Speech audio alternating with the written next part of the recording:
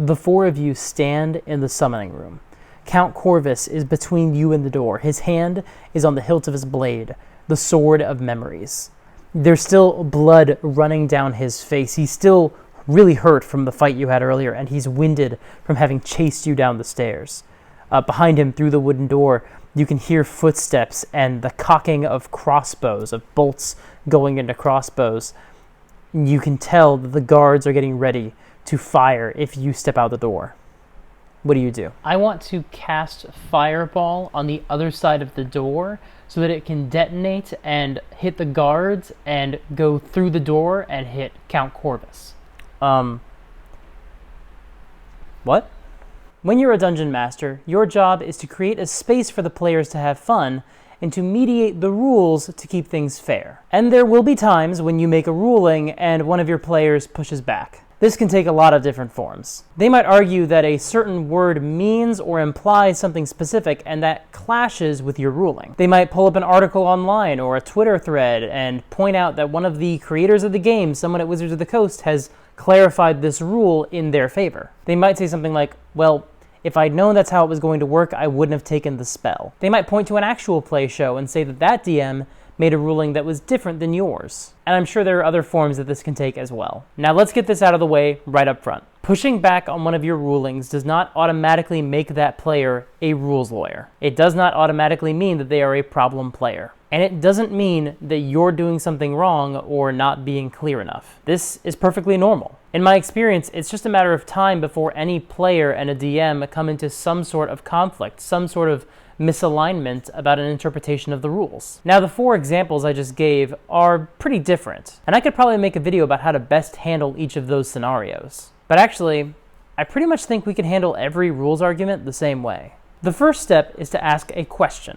Is the player's conclusion reasonable? This is the first litmus test. Do you think that it makes sense that the player reached this conclusion? One of the most common examples I go back to is the Thunderwave spell. According to the rules as written and the way spell templates work, the spell comes out from the player in one direction. It creates a square of damage, and the player, or the player character, is on one side or corner of that square. But based purely on how that one spell is written, a lot of players interpret it as coming out from them in all directions. They read it as creating a square the same size, creating the same amount of damage, but that they are in the center protected. It is a very common misunderstanding. However, if somebody points out that because Fireball does not require you to see the point that you're targeting, and because of that, they argue that they should be able to cast the spell on the other side of a door and destroy everything, including the door and the person on your side of the door, well, that is not the conclusion that everybody draws. So it's up to you to decide whether that seems reasonable or not. Also, this assumes that they're arguing how something works according to the rules. But there are going to be plenty of other instances that are totally specific to your game and your scenario. So let's quickly dive into step 2. Are you understanding each other? This is a tough question to answer because obviously you're both going to think the answer is yes. Yes, you understand what the other person is saying. Everyone thinks that pretty much all the time. But that's not what I mean. I mean, is this a rules argument that came about because you suspect they may have misunderstood something you were telling them? It's totally fine if they did misunderstand you. Again, that's natural. No matter how good of a DM you are, there's no guarantee that every player will picture perfectly what you're imagining in your mind. Even if you use maps and Dwarven Forge and illustrations and images from online. Hi. You wanna come up? You wanna come hang out? You're very needy. Maybe you'll hang out up here for a minute and not try to eat the Funko Pop. Even if you're using every tool at your disposal to show them what you're picturing, we're still just human beings. If there seems to be a specific detail that they're not remembering correctly or describing in a way that matches what you thought you described, it might be something you can quickly clarify and that would resolve the issue. So the wooden door behind Count Corvus is closed, so you can't see the hallway. Right, but the spell doesn't actually say I have to be able to see the target. It just has to be within range, which is 150 feet. So I should definitely be able to get the other side of the door. Because I don't have to have line of sight, and that will get all the guards. And then what I want to have, and because it also says that the spell goes around corners, so I'm thinking that it will either go on the other side of the door, like underneath it, and hit Corvus, or just destroy the door and hit him as well, because it's a wooden door, right? I mean, flammable objects in the area that aren't being worn or carried, it's a flammable object, so if it combusts, that feels like that would be enough to also maybe get Corvus in the blast.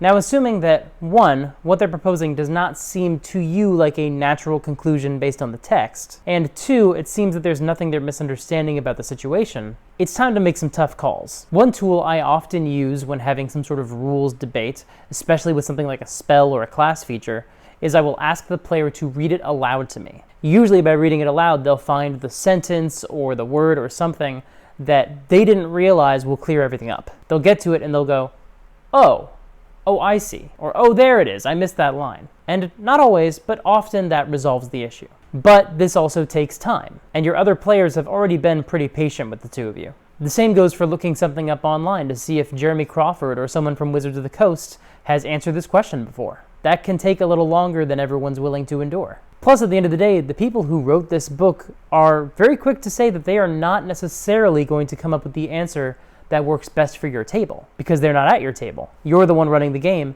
Your players and you are the only ones who can really determine the best solution. But the main issue we're dealing with now is the time and the respect towards the other players. And that is why the number one solution that everyone online, every D&D YouTuber, every tweeter, every Reddit commentator, everyone always comes back to the same solution. Just make a quick ruling and move on. Make sure to tell the player that you're going to look into it later and determine whether this solution will be the final ruling. It might be, but it might not. You need to spend a little bit more time with it and see what makes the most sense. It's also something the other players could potentially weigh in on at that point, because once you're not all at the table together, once you have a bit of a chance to step away from it and look at it in the abstract, then asking the other players for feedback doesn't take away time from what they want to do at the table. If they want to weigh in and help resolve the situation outside of the actual game session, they could definitely do that. Now, if it's something you expect to come up a lot during this specific session, it may be worth asking one of the players to look it up when it's not their turn. That way you can get a quick answer as soon as somebody has a free moment. But otherwise, I would say just ask the player to text you a reminder, so after the game you see it on your phone, to look it up later, to make the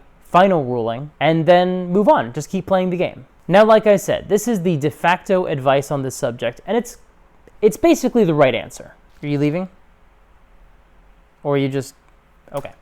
In my mind, all rules debates should take no longer than 60 seconds. By that point, you should either have the final answer or come up with a ruling and move on. But I also think that, especially for new dungeon masters, this advice is incomplete in a pretty pivotal way. How do you quickly make a ruling? After all, you don't want to get it wrong. You don't want to make a ruling and dig yourself into a hole that you won't be able to get back out of. And you don't want your players to think that you're not being fair. So this is why I wanted to make this video, because I think the common advice is sound but incomplete. So this is how I make quick rulings in the moment. I want to err on the side of the players.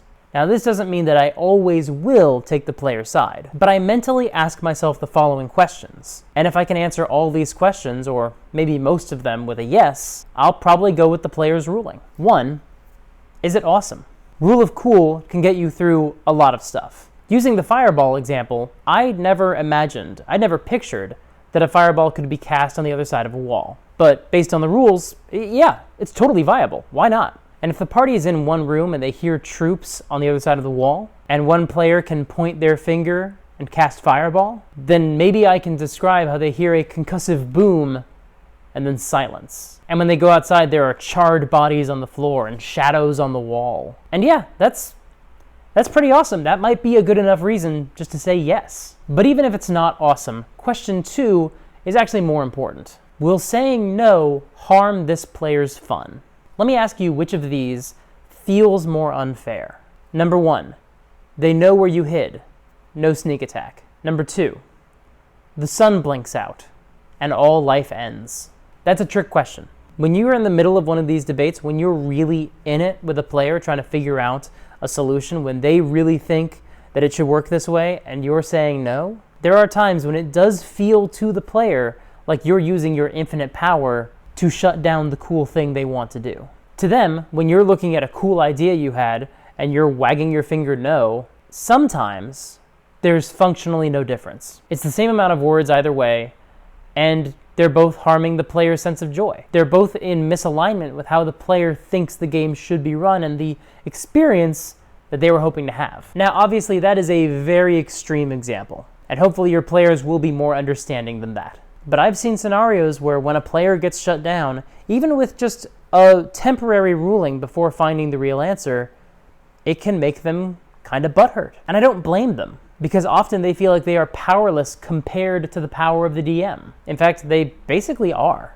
We as DMs love to complain that the players threw us for a loop and did something we did not expect and ruined our story. But honestly, if we wanted, we can make all of our monsters immune to damage forever. Like, there are rules for that. We could have our villains teleport away, whether or not that was in our notes, because we know that will make the story more fun for the players. We have all the power. Rocks fall, you die might be a meme, but there's some truth to it. With 4 words, you could end the game anytime you wanted. In my experience, almost every rules argument comes when the player is trying to regain some sense of control, because they wanted to do something cool and you said no. They may not have the same power you have to just completely change your mind about how the world works in the middle of one of your sentences. But the power they do have is to try to make a persuasive argument and change your mind. And when you shut them down, it can temporarily harm their fun. But that's not the only consideration to make. Question 3.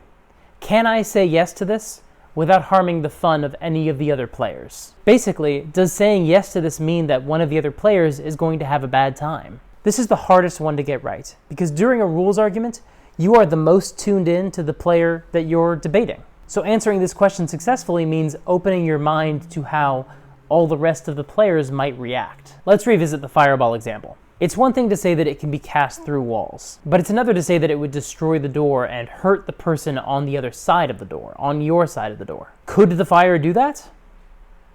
I don't know the right answer. I mean, based on how I read the spell, the answer is potentially yes, but that does not mean that it's the right answer.